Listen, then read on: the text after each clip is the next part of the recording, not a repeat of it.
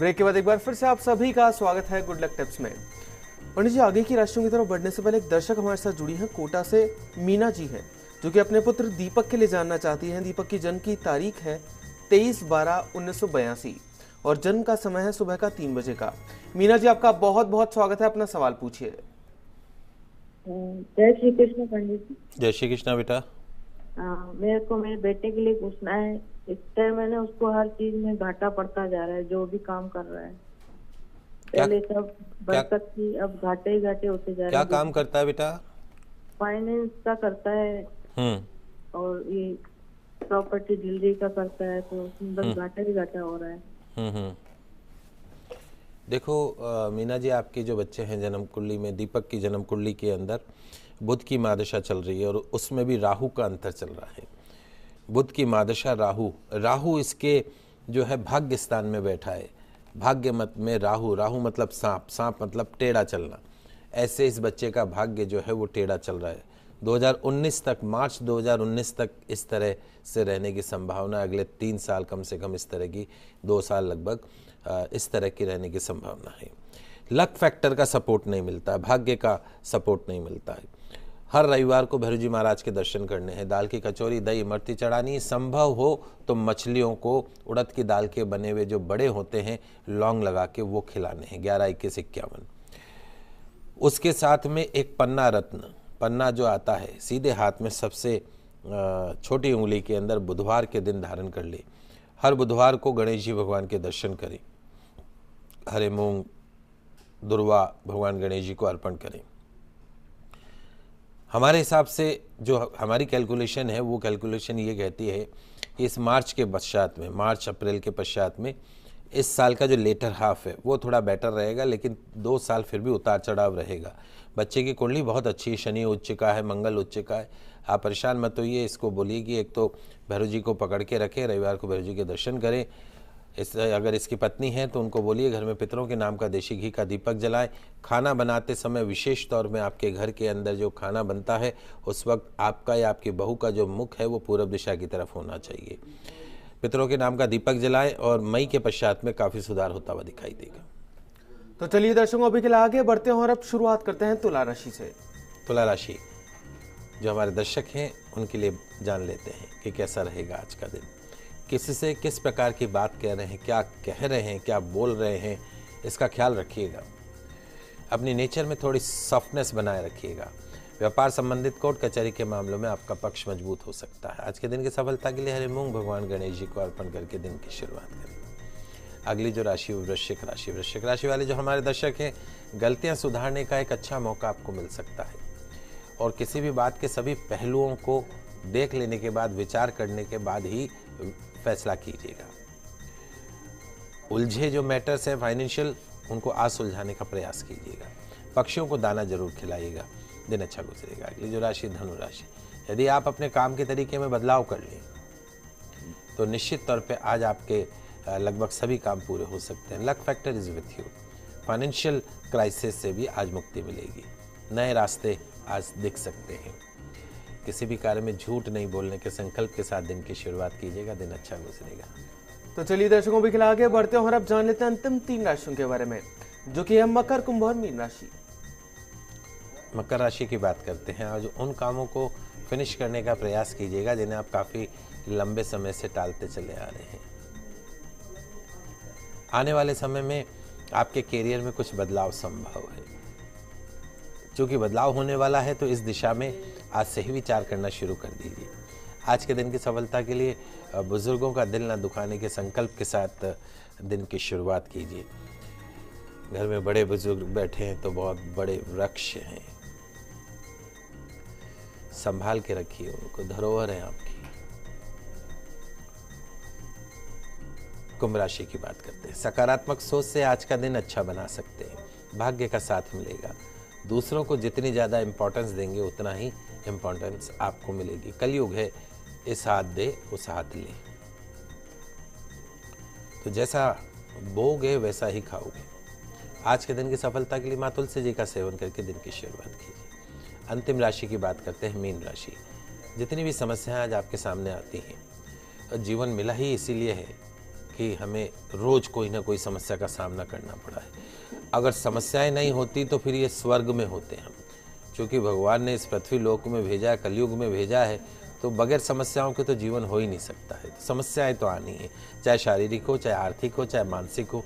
We have to prepare, हमें हमेशा तैयार रहना चाहिए कि आज कोई भी समस्या आ सकती है, और नहीं तो फिर अपन स्वर्ग लोक में बैठे होते हैं, इंद्र के शासन के अंदर सुख भोग रहे होते हैं। तो मनुष्य जीवन मिला है आपको, तो थकना नहीं है, तनाव नहीं लेना है, कंसंट्रेशन को बार बार भंग नहीं होने देना है। प्रयास करते जाइए, सफलता जरूर मिलेगी। कई बार क्या होता है, स्थिति योग्यता से बढ़ चढ़कर कार्य करते हैं, वो मत करिएगा।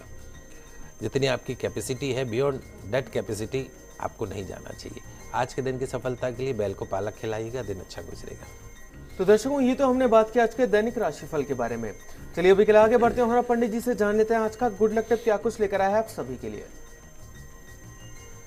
तो दोस्तों, क्या आप जानते हैं कि आपके घर के अंदर बना जो टॉयलेट है, आपके घर के अंदर जो बना वॉशरूम है, बाथरूम जिसको हम अपनी आम भाषा में कहते हैं, वो आपके घर के सदस्यों की, आपके जीवन की सुख शांति और समृद्धि को प्रभावित करता है?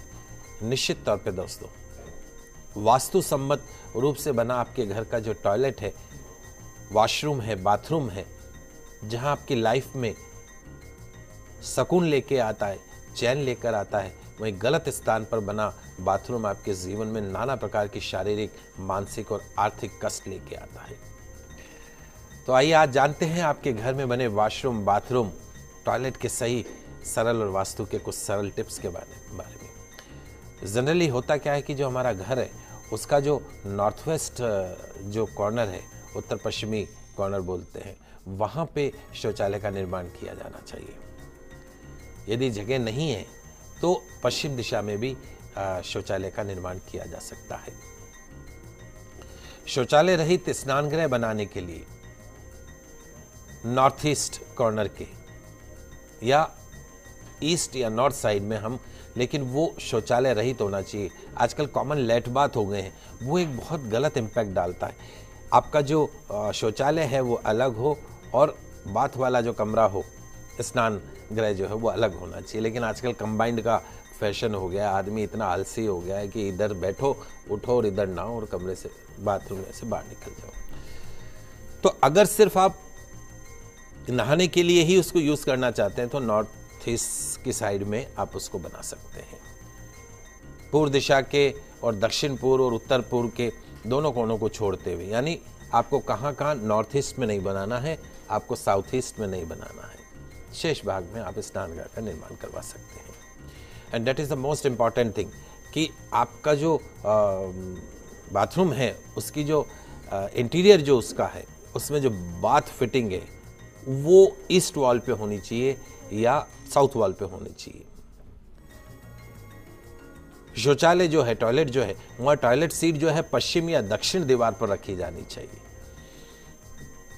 पश्चिम और दक्षिण दीवार पे टॉयलेट सीट को स्थापित कीजिए।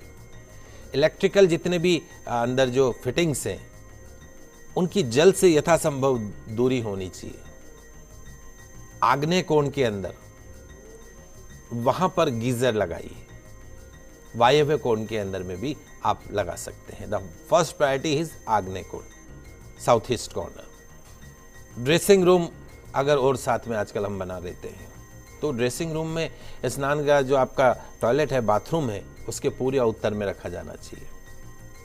मिरर ना रहे तो मिरर तो चाहिए। मिरर देखते हुए स्नान करेंगे, पॉटी करेंगे तो भी मिरर देखते हुए करेंगे। शौचालय में कभी भी मिरर मत लगाइए, बहुत नेगेटिव इंपैक्ट डालता है। आपका जो ड्रेसिंग रूम है वहां पे आप मिरर लगा दीजिए, उत्तरी दीवार पे लगा सकते हैं। और सबसे इंपॉर्टेंट है कि शुद्ध वायु, प्रकाश की आपूर्ति की व्यवस्था होनी चाहिए। वेंटिलेशन जरूर होना चाहिए स्नानगृह के अंदर, टॉयलेट के अंदर वेंटिलेशन जरूर होना चाहिए, ताकि जितनी भी नेगेटिविटी है वो नेगेटिव बाहर जा सके और सूर्य की जो पॉजिटिव रेज है वो आपके टॉयलेट के अंदर प्रवेश कर सके। बहुत इंपॉर्टेंट है आपका टॉयलेट। वहाँ कम से कम आप दिन का शुरुआत, सुबह की शुरुआत वहीं से करते हैं, आधा पौन घंटे वहाँ पे विराजते हैं आप, तो आपकी सोच वहीं से डेवलप हो जाती है, क्योंकि उस वक्त बैठे बैठे कुछ काम नहीं होता है, दिमाग पता नहीं कहाँ चलता है। और आजकल अखबार लेके जाते हैं टॉयलेट के अंदर, अखबार पढ़ते पढ़ते पॉटी करते हैं। It's very negative thing. Mobile ले जाएंगे, मोबाइल देखते हुए पॉटी करते जाएंगे। इन सब का बहुत नेगेटिव इम्पैक्ट पड़ता है आपके पूरे डेली रूटीन के अंदर। कोशिश कीजिए, आज से ही संकल्प लीजिए कि जब हम टॉयलेट के अंदर जाएंगे, पॉटी करने जब हम जाएंगे, तो उस वक्त न तो अखबार साथ में लेके जाएंगे, ना हम मोबाइल साथ में लेके जाएंगे। तो इन सिंपल से टिप्स को अपनाकर आप अपने जीवन में, आपके डेली रूटीन लाइफ में आप ला सकते हैं चैन और सुकून। तो दर्शकों, हम आशा करते हैं कि हमारे प्रोग्राम आज आपको काफी पसंद आया होगा। पंडित जी, हमारे स्टूडियो में आने के लिए, दर्शकों की समस्याओं का समाधान करने के लिए आपका बहुत बहुत आप शुक्रिया। सभी का आज का दिन मंगलमय हो, शुभ हो। जय श्री कृष्णा, जय माता की, जय श्री हरि। तो दर्शकों, आप सोमवार से शुक्रवार हमें कॉल कर सकते हैं और जान सकते हैं अपनी समस्याओं के समाधान। कल फिर मिलेंगे, तब तक के लिए खुश रहिए, अपना ख्याल रखिए। नमस्कार।